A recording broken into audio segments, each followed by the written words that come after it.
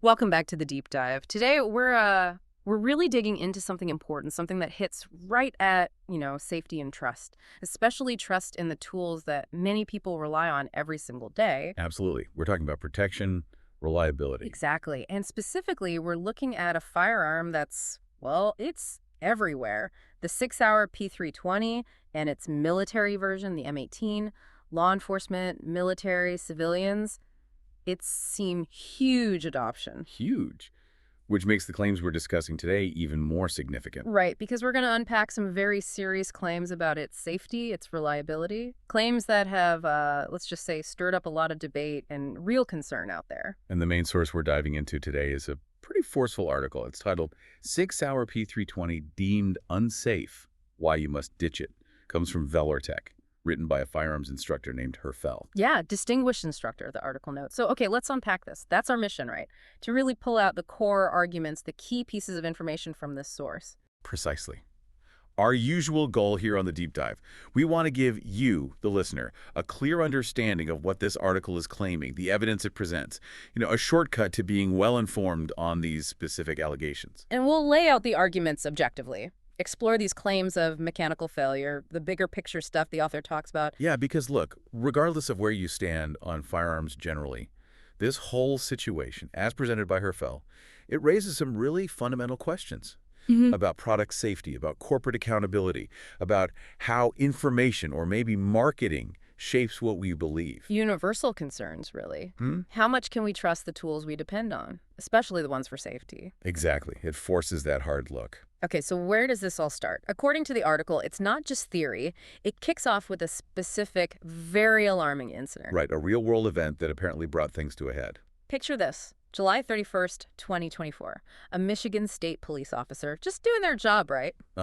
Routine duty. Carrying their issued sidearm, a Sig Sauer M18, which, just to be clear for everyone, is the military version of the P320. Shares that same core design. Same guts, basically. So, the officer's going about their business, the M18 is secured in its holster, and then bam, the firearm discharges in the holster. The light goes off. While holstered. Yeah. Let that sink in. Not during a draw, not a struggle, no finger near the trigger. The article is really explicit about this. No trigger manipulation, no mishandling, no negligence. Crucial details. And it was in an approved level 3 holster. Those are designed for maximum security, maximum retention. The gun hadn't been messed with. Okay, so rule out tampering, rule out the holster itself being the issue, rule out the officer doing something wrong. Right. And get this, a small detail but kind of chilling. The officer was apparently just holding their keys when it happened. Keys in hand, gun fires in the holster. Wow. According to the article, the gun just fired itself. That immediately raises questions, right? What does that point to if it's not the user, not the holster? It points directly at the firearm's internal mechanism. An uncommanded discharge inside a secure level 3 holster with no user interaction. That bypasses pretty much all standard safety protocols and training assumptions. It has to be deeply unsettling. Oh, absolutely. It suggests a fundamental mechanical issue, an anomaly. So what did they do? Did they just file a report? No, the article says the response was swift, the weapon was immediately secured, taken out of service, and then turned over for analysis. To whom? Local department. Now, this is key. It went straight to the FBI, specifically their ballistic research facility, the BRF. Okay, that's significant. Sending it to the FBI's BRF, that elevates things considerably. Why is that such a big deal? Well, you're talking about a federal agency known for being, neutral, authoritative. Yeah. They have rigorous scientific methods for this kind of forensic work, especially in cases involving law enforcement gear. Right, they're seen as objective, unbiased by manufacturer pressure or, local politics. Their findings carry a lot of weight. Exactly. So this wasn't just an internal look-see. It became a federal investigation into a potentially critical safety failure. That tells you how seriously they took this incident right from the start. Understandably so. An unexplained discharge like that is a huge red flag for any agency. So the M18 ends up at the FBI BRF, the gold standard for this kind of thing. What happens next? What kind of tests do they run to figure out what actually happened? Well, the article explains that the BRF doesn't just, take it apart and look. They run a whole battery of tests. Highly controlled scientific stuff. Like what? What are they simulating? They're trying to replicate duty conditions. So impact test, dropping it, shaking it, simulating dynamic movements, temperature changes. Yeah. Critically, they're specifically testing for scenarios where it might fire without the trigger being pulled. Trying to recreate that uncommanded discharge. Precisely. They want to isolate the conditions under which it might happen, rule out other factors systematically, Right. and the results, according to this Valortech article, they're described as, well, alarming. Okay, so what was the bottom line? What did the FBI BRF conclude after all these tests? The core finding, the real headline from the FBI's analysis as presented by Herfel, is stark. They concluded, and I'm quoting loosely here from the article's description, that the striker can release and ignite a round without the trigger being touched. Wow, okay. That moves it from a weird one-off incident to a documented potential failure mode. Absolutely, a scientifically observed possibility, and the article says the FBI even explained how. It happens, quote, if the sear is lost and the striker safety fails.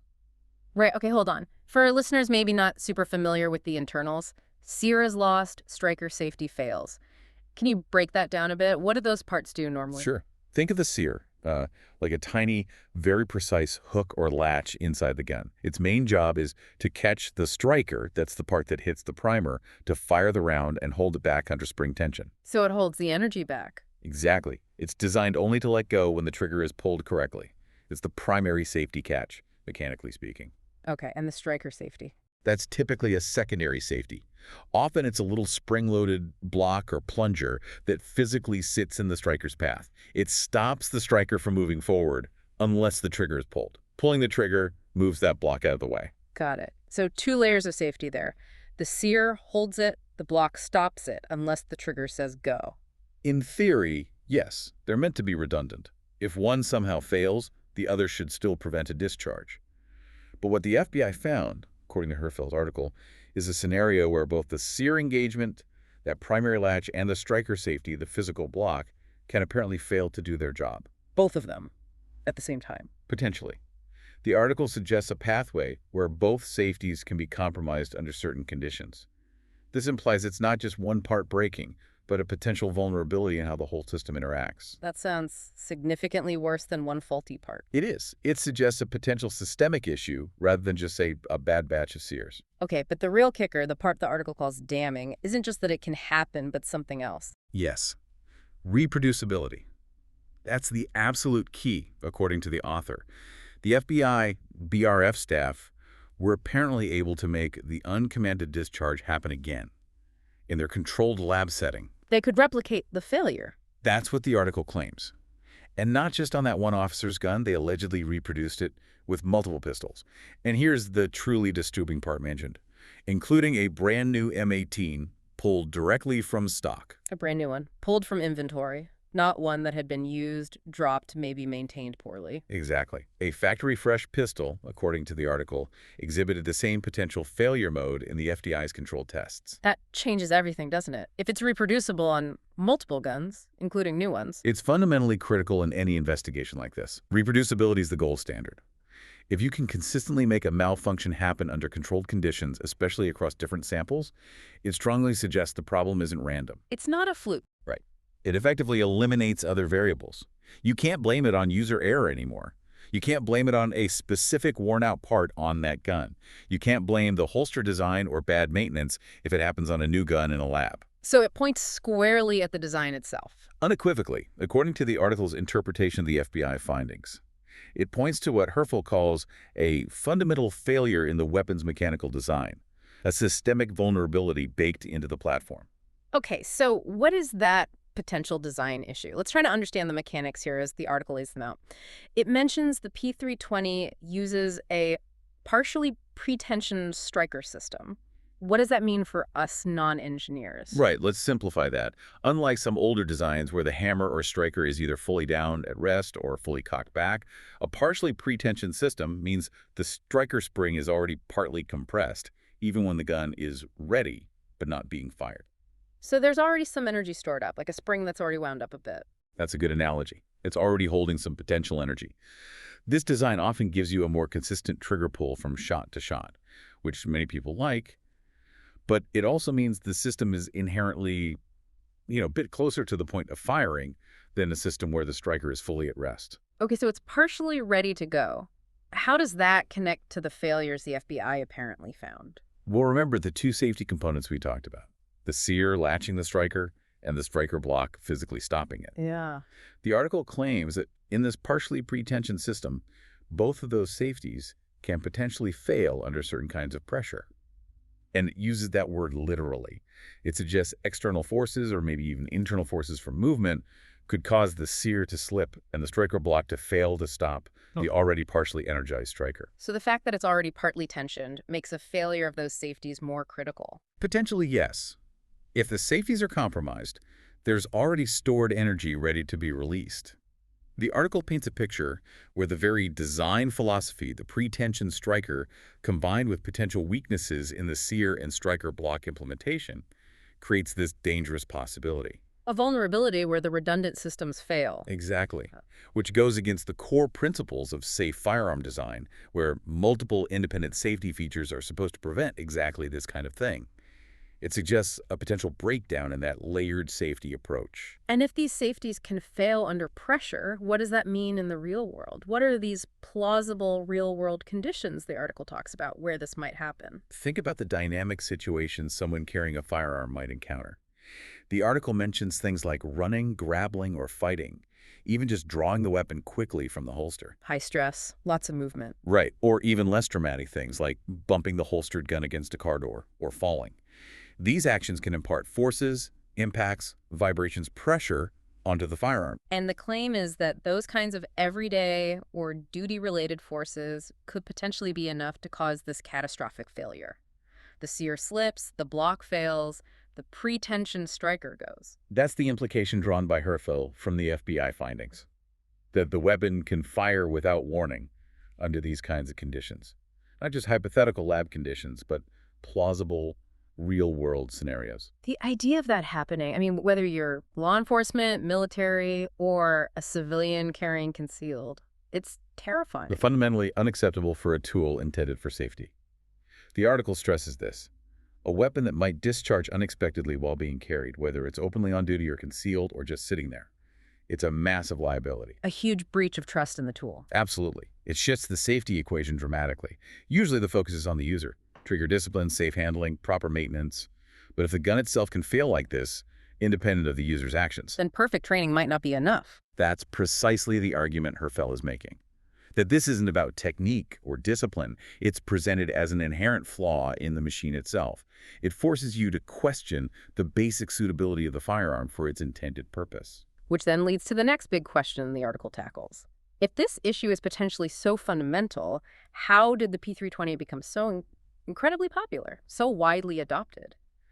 Yeah, that's a tough question, and Herfel offers a pretty controversial explanation. He makes a really bold claim, doesn't he? Something about performance versus promotion? He does. The article flat out states the P320 wasn't adopted on its performance. It was adopted on its promotion. That's a direct challenge to the idea that it won contracts and market share purely on merit. Okay, that's a strong statement. How does the article back that up? What kind of promotion is it talking about? Herfel points to a combination of factors.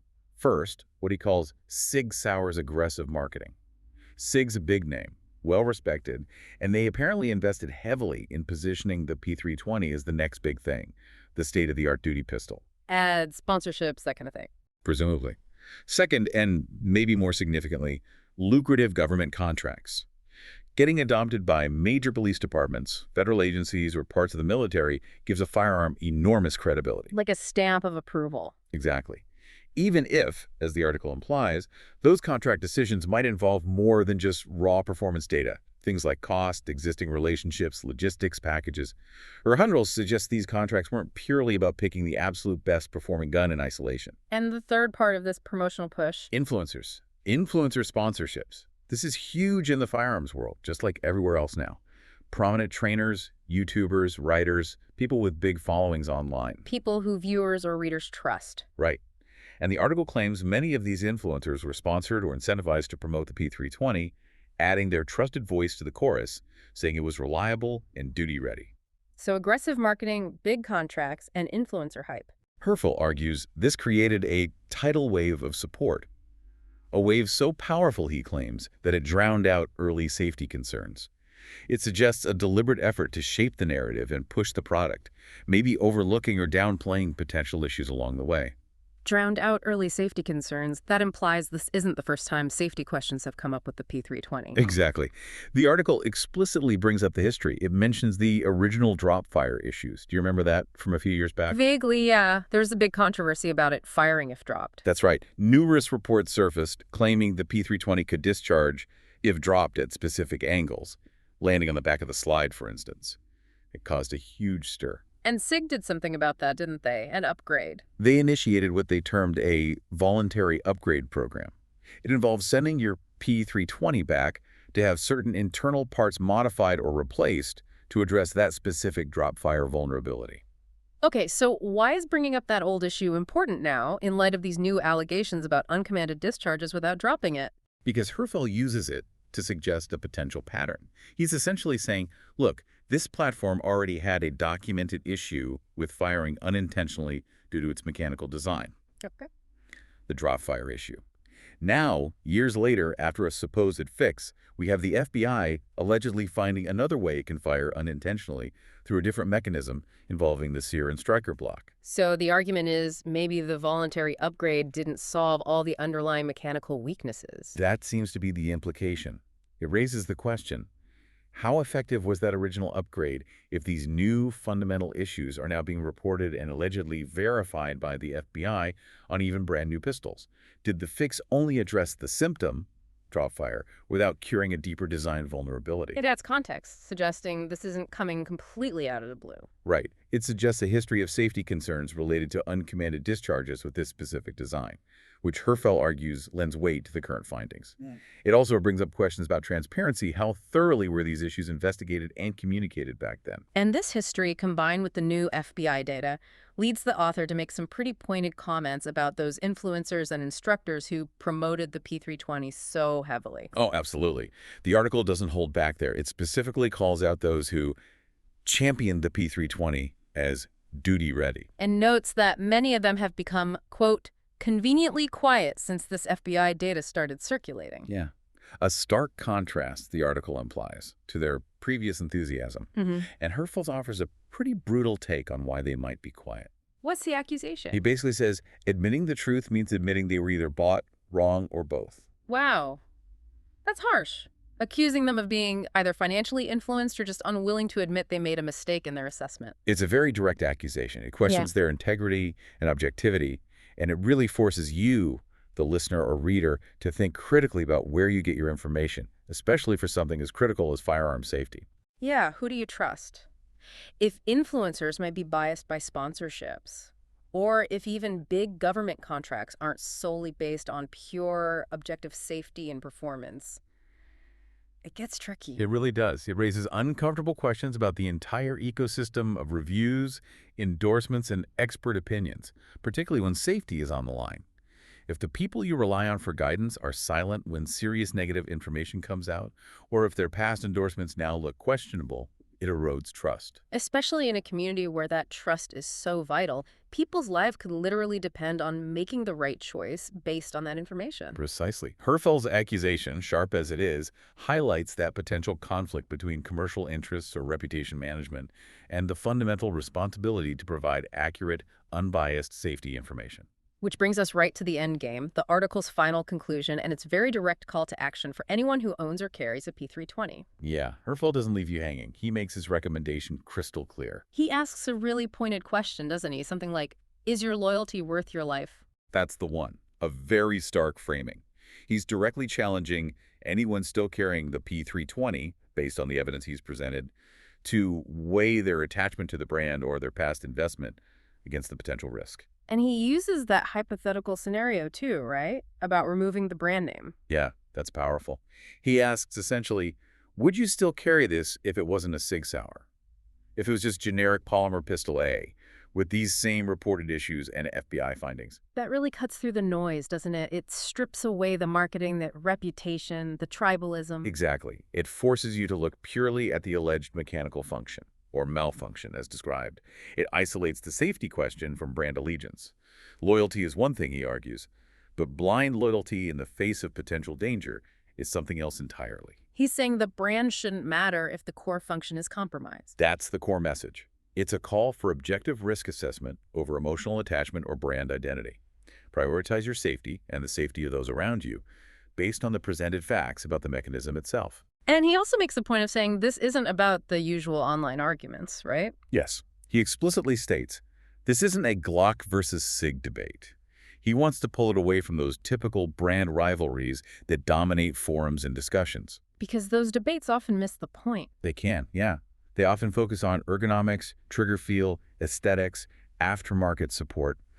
Herfel argues the issue here is far more fundamental. He boils it down to one stark question. This is about whether your weapon might go off while holstered. That's the crux of it, the most basic safety expectation you have for a holstered firearm. And his answer, based on his interpretation of the FBI findings, He says the answer for the P320 is unequivocal. Yes, it might. chillingly direct. It leaves absolutely no room for doubt about his stance or the severity of the risk as he sees it.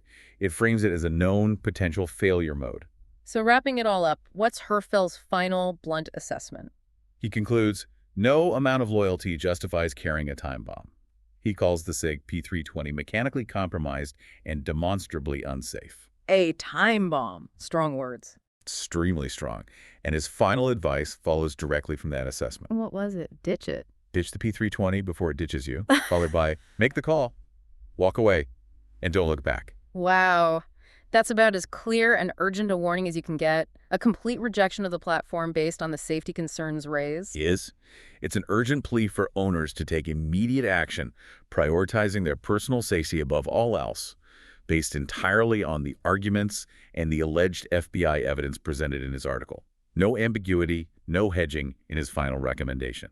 Okay, so let's quickly recap what we've unpacked in this deep dive, drawing from that Velour Tech article by Herfel. We started with that specific alarming incident.